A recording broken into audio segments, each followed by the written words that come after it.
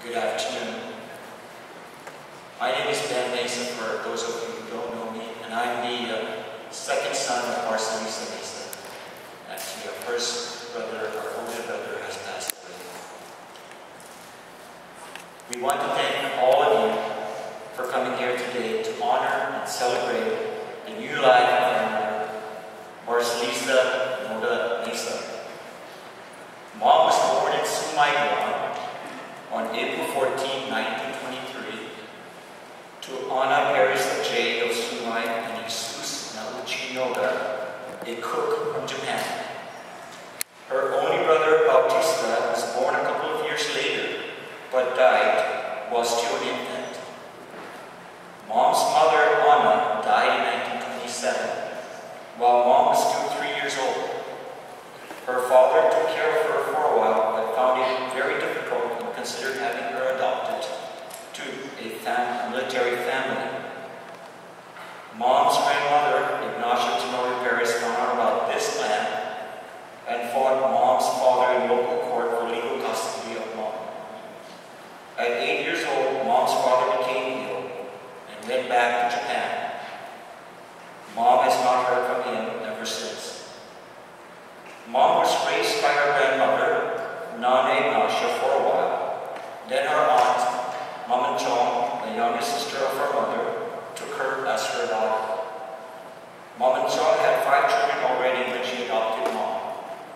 Mom was a very good and industrious daughter.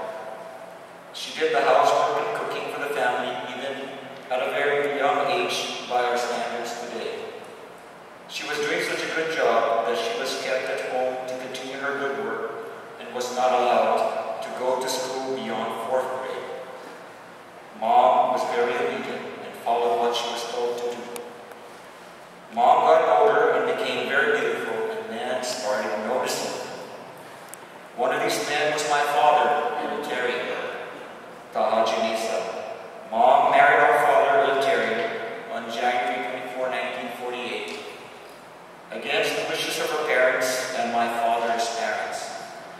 Mom's parents objected because they would be losing a very good helper, and Pop's parents' objection was because they wanted Pop to marry a more well-to-do woman. But love was not to be denied. Mom and Pop loved each other very much, and nothing else mattered. In 1953, 5 years after the wedding, Mom became a young widow, with 4 young children and another on the way. Annie, Antonio, myself, and May were still clinging to Mom's legs while she was 6 months pregnant with Eleuterio Jr. when Pop died of acute pancreatitis. I could only imagine how difficult that situation was then, but Mom persevered. In 1954, Mom met Montiel Mar Garcia, and they fell in love. Pop Mar was good and kind and supported Mom financially. However, Pop Mar was always busy and with work and other extracurricular activities. Mom was left to take care of the family and the home. From Pop Mar, 4 more siblings were born: Jessie, Virginia, Monty, and Janet. Through years of adversity, Mom worked hard and managed to keep us fed. She took on housekeeping, ironing, and babysitting jobs from military families. She helped in Mama Joe's poultry business and ran her own as well, selling buñuelos and snow cones. She also sold our clothes for school, which we were proud to wear because they were unique. When we were old enough, we two pitched in, and my brothers and I would sell poultry, walking as far as Aniqua to sell house to house, until all our boats were sold out. We would catch land crabs, river shrimps, and pick puga in the jungles and sell them to make money. Mom used the money to be made to buy materials, clothes, and other home necessities. In the mid-1970s, Mom became employed with the Navy Exchange as a cashier, and with her earnings and savings and the help of Jessie and our late brother Antonio, she was able to build a concrete house for her family. This is an accomplishment she was very proud of. Through it all, Mom instilled in us the drive to work hard, to achieve our dreams, to understand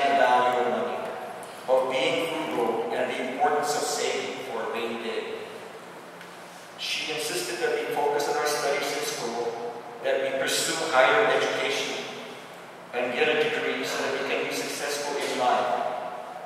In the 1970s, Mom returned to adult school to obtain her GED certificate. This was a demonstration to us that even she can pursue higher education. Mom has always preached to us to be independent thinkers. She would say, just because everyone is jumping off a cliff does not make it right. Don't just follow what everyone is doing. Assess and decide whether it is the right thing to do. Mom loves to keep a clean house, and she is always clean. I mean always. Even if the house is already clean, she still insists that we clean it again. Mom keeps a schedule of duties for everyone in the house, from Annie to Janet. If anyone is feeling lazy and is not performing their duty, Mom used the technique that always worked. She used the embarrassment technique. For example, if Annie is assigned to wash dishes and the dishes have not been washed yet, Mom would yell out from an open window to our neighbor, "Nina, can you please come over here and wash the dishes because Annie doesn't want to do it?" When Annie hears that comment, you can see her jump, and then she'll get the dishes done. I swear it works, and Mom knew it. Mom stressed to us that we must keep our family ties strong, and that all our children must get along and love one another. Mom strongly believed in God and in being a Catholic. She prayed every morning when she woke up and every night before going to sleep. She feared God and instilled in us that same fear. She constantly reminded us to remember to follow the commandments of God. For example, she would tell us never steal, and stay away from friends who steal, and go to church, Mass every Sunday. Mom loved to play games. Bingo was tops on her list. When visiting her children in California, she also especially enjoyed trips to Reno to try her luck at the slot machines. She was also not to be outdone with other games. She was the champion of Connect Four, and although she only had a limited formal education, she outwitted her college-educated children and grandchildren in Connect Four and maintained her status as champion for many years. There are a lot of people here who can attest to that.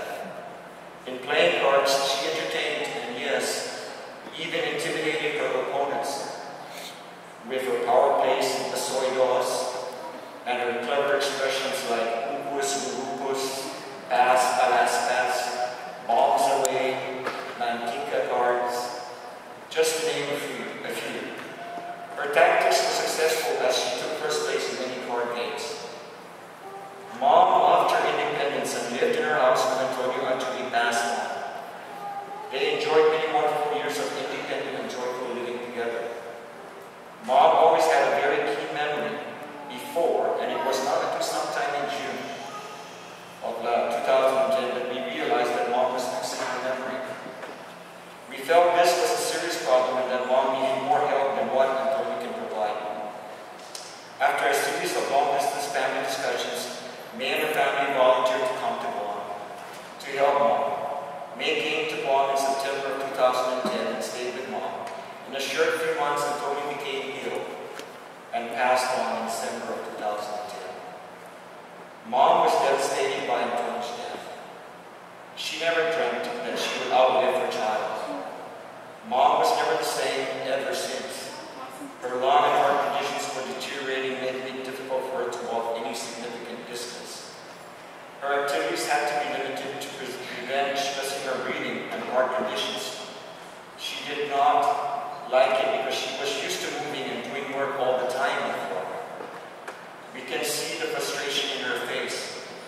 Every now and then she would try to do work when no one is watching. And she would be panting and gasping for air in no time. Although she was getting forgetful, she still carried on a very good conversation, as long as she don't mind repeating her statements several times. Mom was hospitalized on April 19th, complaining of stomach pains. Doctors wanted to perform surgery, but because she was diagnosed as having a ruptured viscus,